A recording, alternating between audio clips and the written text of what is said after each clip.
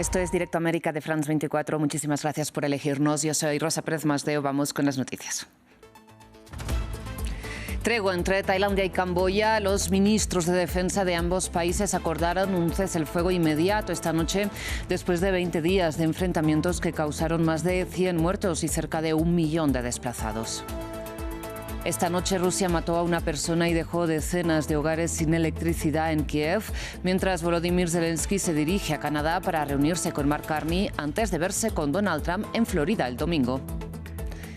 Israel se convirtió en el primer país del mundo en reconocer como Estado soberano e independiente a Somalilandia, una región separatista de Somalia con acceso al Golfo de Edén.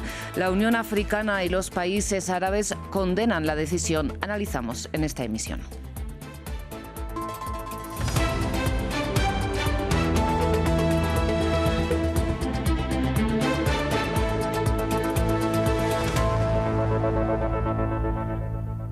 Empezamos con noticias del sudeste asiático porque Tailandia y Camboya alcanzaron ya un acuerdo de cese el fuego inmediato que además implica detener los movimientos militares en la frontera donde, recordemos, Bangkok y Phnom Penh se disputan el control de templos budistas. Además, los jefes de la diplomacia de ambos países se reunirán mañana domingo con su homólogo chino en Beijing después de que hace 20 días rompieron la tregua mediada por Donald Trump a finales de octubre.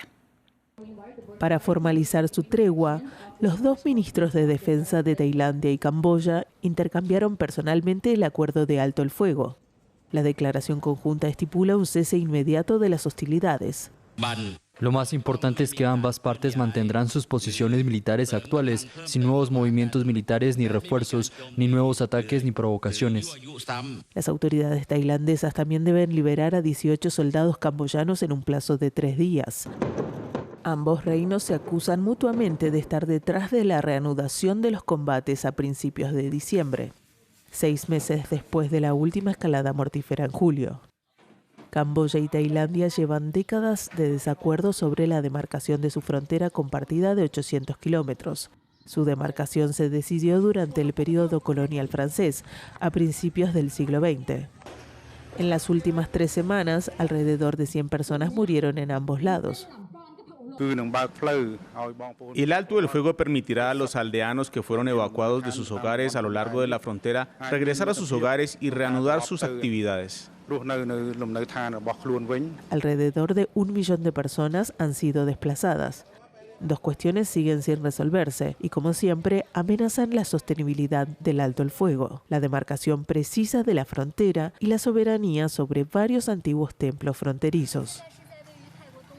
Vamos a Taiwán, donde los edificios de Taipei, de la capital, se tambalearon por el terremoto de magnitud 7 que se originó a 30 kilómetros de las costas de la isla. La Agencia Nacional de Bomberos, sin embargo, informó que al menos de momento no hay víctimas del sismo ni tampoco grandes daños materiales ni alerta por tsunami. Cambiamos de tema, hablamos de la guerra en Ucrania porque esta noche Rusia mató a una persona en Kiev con un ataque con más de 500 drones y 40 misiles contra la capital, como decíamos, según precisó Volodymyr Zelensky, que añadió que esta sería la reacción de Moscú ante la perspectiva de su encuentro con Donald Trump este domingo en Florida. Sin embargo, antes de pisar Estados Unidos, el presidente ucraniano se verá con Mark Carney en Canadá. Rusia intensificó su ofensiva contra Ucrania durante la noche del viernes y la madrugada del sábado, lanzando cerca de 500 drones y 40 misiles, principalmente contra la capital, Kiev, y su infraestructura energética, según las autoridades ucranianas, dejando cientos de miles de hogares sin electricidad ni calefacción, con temperaturas bajo cero. El presidente Zelensky calificó el bombardeo como la respuesta de Rusia a los esfuerzos de paz impulsados por Washington. Esta es la verdadera actitud de Putin y su círculo íntimo. No quieren poner fin a la guerra y buscan aprovechar cualquier oportunidad para causar aún más sufrimiento a Ucrania y aumentar la presión sobre otros países del mundo. Esto significa que la presión en respuesta sigue siendo insuficiente.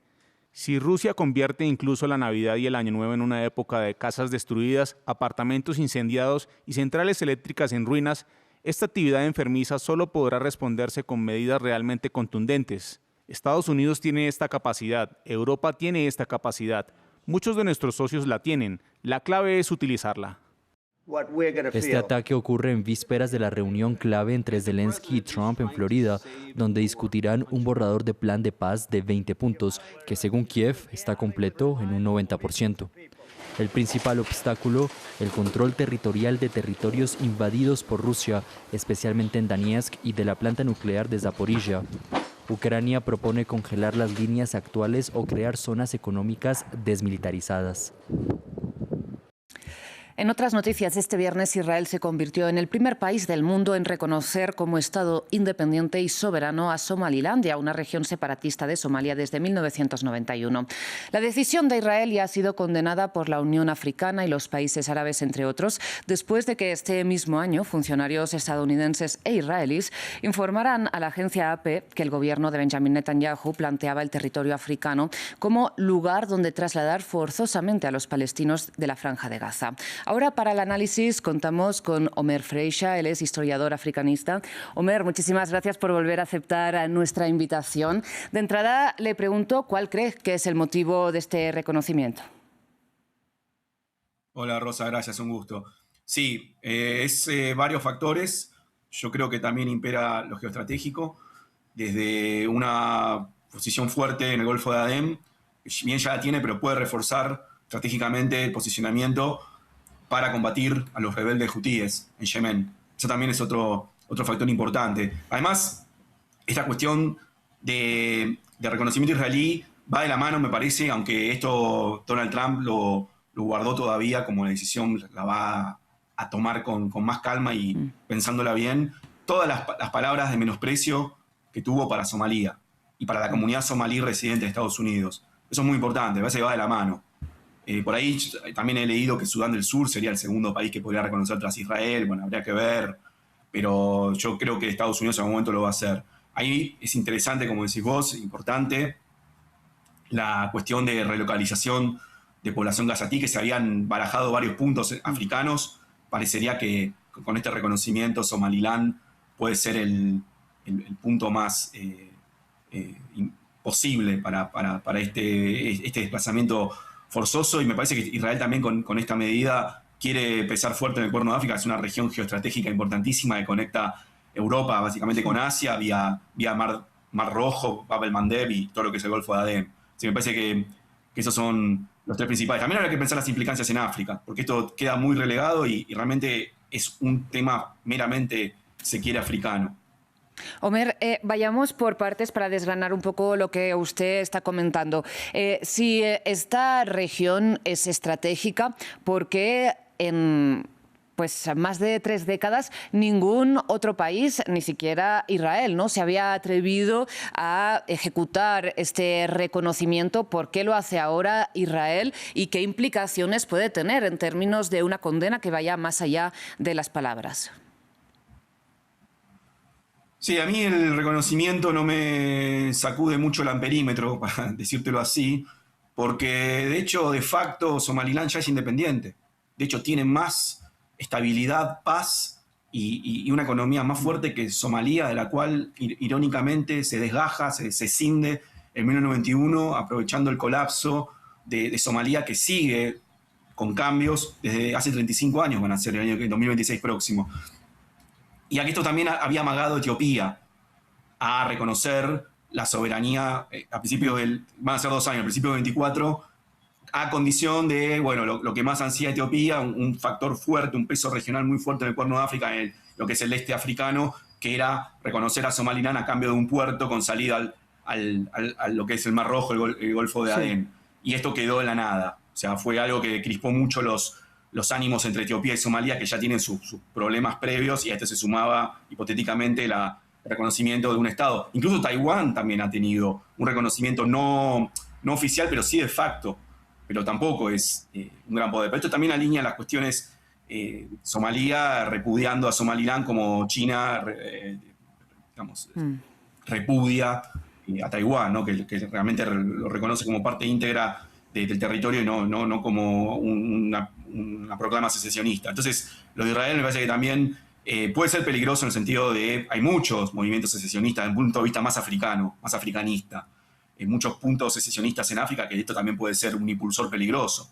Fíjate que el Congreso, en la conferencia de Berlín, dentro de todo, estamos hablando a fines del siglo XIX, 1885 termina, se mantiene el respeto casi sagrado por las fronteras heredadas, con pocos cambios, y estos reconocimientos, estos posibles cambios desde el punto de vista legal podrían generar alteraciones importantes del mapa. Yo creo que Israel se ha animado a lo que no hizo Etiopía, y habrá que ver si esto genera un efecto en cadena que puede ser peligroso para Somaliland o para el reconocimiento de reclamos secesionistas en otros puntos de África, que allá han dado que hablar con conflictividad, Amazonia en Camerún, lo que es en Ghana también, el Togoland, etcétera, han generado problemas diversos. Pero detrás de que, como usted dice, Israel se haya animado a este reconocimiento, ¿cree que puede estar el inicio de un proceso efectivamente de expulsión masiva de los palestinos a Somalilandia? O sea, ¿cree que eso es algo que puede pasar en el corto plazo? ¿Cómo lo podría hacer Israel? Me es difícil pronosticarlo, pero cuenta con los medios, esto que llaman un plan Madagascar, realmente poder hacerlo lo pueden hacer. También se barajó Libia, lo cual me parecía una locura realmente, porque Libia no cuenta con las capacidades, es un país que está fragmentado en 3 o en 2 por lo menos. Somaliland es un país que tiene calma, que tiene estabilidad. Podría ser, en un futuro hipotético, este desplazamiento, que creo que desde el punto de vista geoestratégico y esta cuestión de los gazatí, pueden ser los dos caballitos de batalla que impulsen, que estén detrás de la motivación de Israel de tomar esta decisión tan importante. Yo lo veo de ese modo, y es posible una relocalización de la población gazatí ahí, porque fue lo primero de lo cual se habló. Y precisamente a raíz de este pronóstico, el grupo Al-Shabaab ha amenazado con ataques precisamente en Somalilandia. ¿Cómo prevé que se puede desarrollar la situación? Exactamente. A Somalia, obviamente, Somaliland no le cabe bien, y justamente esto puede recrudecer. Además, también los ataques Shabab, y además, agrego, ya tiene su propio conflicto Somaliland con Puntland, que es una región semiautónoma que se independiza un poco, se separa de Somalia, no del 100%, un poco después de la separación de Somaliland de Somalia en el 91, y ya tienen varios pleitos. Y a esto se puede sumar la conflictividad de Shabab, que es el grupo islamista que provoca grandes dolores de cabeza al frágil gobierno somalí, del cual hay apoyo turco, etc. Sí, ha lanzado casi una declaración de guerra, la he leído en Twitter, en X. En punto de vista que, bueno, le vamos a hacer la vida imposible a Somaliland, que se alía con los sionistas israelíes, etcétera, etcétera. Lógicamente, era el planteo que esperaba leer de este grupo islamista. Pues está por ver si Somalilandia recibe algún tipo de cooperación en defensa con Israel a raíz de este reconocimiento. Omer, muchísimas gracias por haber estado con nosotros aquí en France 24 un día más. Gracias, buen sábado.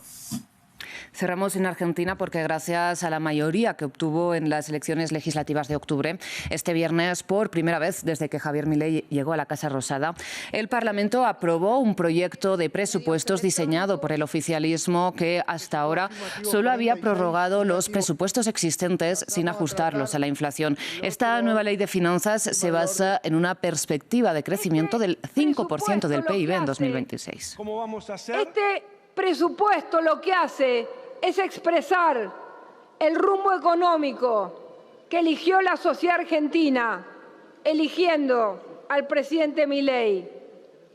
Pero sobre todo, señora Presidente, es un presupuesto que no improvisa, no engaña.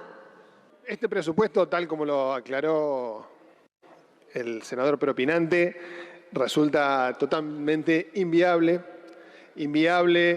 por las proyecciones macroeconómicas que prevé, inconsistentes la tasa prevista, el tipo de cambio, la proyección del PBI, donde baja el consumo, donde cae la industria. Llegamos así al final de esta edición informativa. Muchísimas gracias por su atención. Feliz fin de semana y nos vemos el próximo año.